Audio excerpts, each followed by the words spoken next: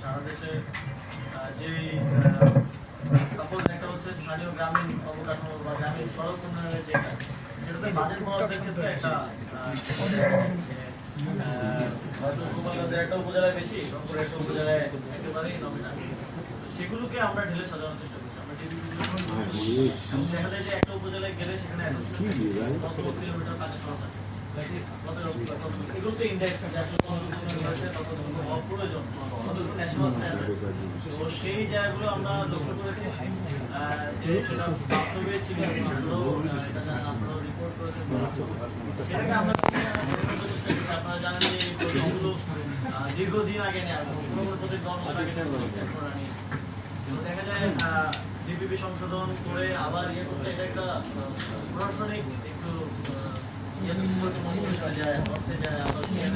সময় সাপেক্ষ ব্যাপার। তারপরেও আমরা সেগুলোকে করে আমরা চেষ্টা করছি যে এটার ইম্ব্যালেন্সটা যত সম্ভব কমিয়ে আনা এবং এই লাইব্রেরি স্থাপনের মতো নতুন নতুন উদ্যোগগুলোতেও আমরা চেষ্টা করি এটা একটা ব্যালেন্স ভাবে যাচ্ছে। আপনাদের এই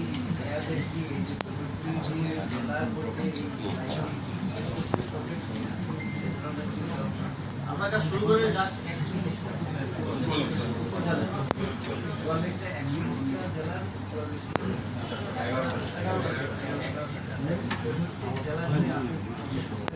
আমরা শুরু করে দিয়ে যাবো।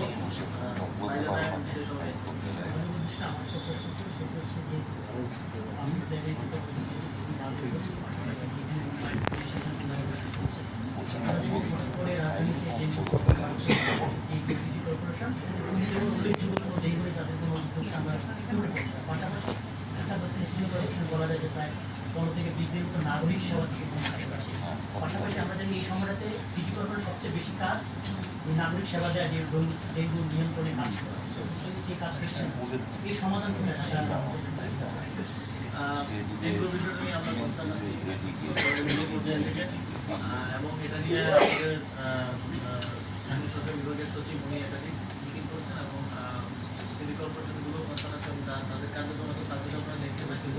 কার্যক্রম হচ্ছে এটা নিয়ে ডেডিকেটেডলি আমরা আপনাদেরকে ব্রিফ করবো যে আমাদের কী উদ্যোগ আমরা নিচ্ছি, কী উদ্যোগ আমরা সামনে নিব এবং এই সম্পর্কে জনসচেতনতা বৃদ্ধি করাটা একই সাথে জরুরি। শুধুমাত্র আমাদের উদ্যোগ দিয়ে হবে না, মানুষের মধ্যে সচেতনতা বৃদ্ধি করতে হবে এবং সবাইকে এগিয়ে আসতে হবে। সেটা নিয়ে আমরা ওদের গ্রুপে আপনাদের সাথে কথা বলবো এবং যেটা বললেন যে এক্ষেত্রে দক্ষিণ আমাদের কিছু চ্যালেঞ্জ আছে, আপনারা জানেন যে সেখানে স্বাভাবিক কার্যক্রম স্বভাবতই ব্যাহত হচ্ছে।